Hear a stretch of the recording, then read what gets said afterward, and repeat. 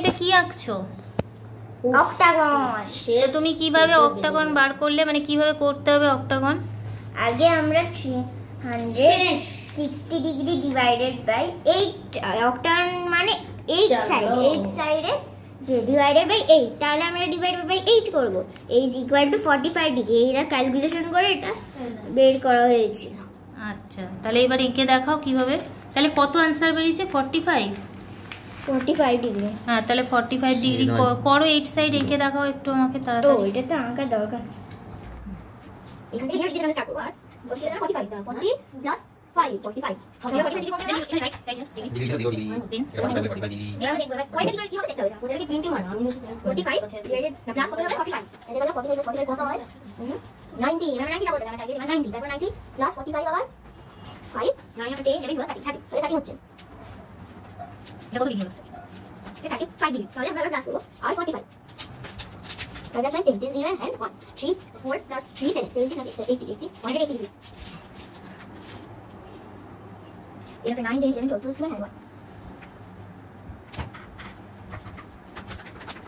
কত লাগে এটা 1 ঠিক আছে 10 মা ও বলছে এটা খুলে দিতে হ্যাঁ বলবো চল না তারপর আমাদের বেরিয়ে ছিল 9 কত লাগে 90 বেরিয়েছিল এটা 90 180 তারপরে তো 25 70 75 লিখে দিই। ওর চাইটা হলো 270 তো 15 দুষ্টু এটা দেখো দুষ্টু হয়ে গেছে দুষ্টু হয়ে গেছে পেন্সিলটা। নাও তুমি কানেক্ট করো এবার।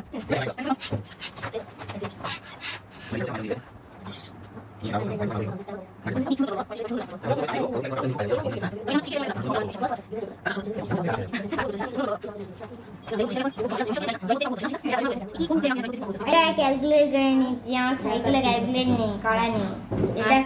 এটা হিস্ট্রি, এটা দরকার নেই। এটা এখন অজস্বিতা অঙ্ক করতে হচ্ছে সেটা বলতে চাইছে না, তাই মুছে দিচ্ছে তাড়াতাড়ি করে, নাকি অজস্বিতা? হ্যাঁ, অঙ্কটাকে মুছে দিচ্ছে ক্যালকুলেশন। এইখানে ওদের ক্যালকুলেটর দিয়ে দিতে পারি, আবার একটা ক্যালকুলেটরে করে নেব। এখানে তার ক্যালকুলেটরটা দিয়ে না না জাস্ট সময় যাচ্ছে। হ্যাঁ, সময় নষ্ট হলো। হ্যাঁ, চলো দেখাও দেখি অক্টাগন। অজস্বিতা এখন অক্টাগন এঁকে ফেলেছে।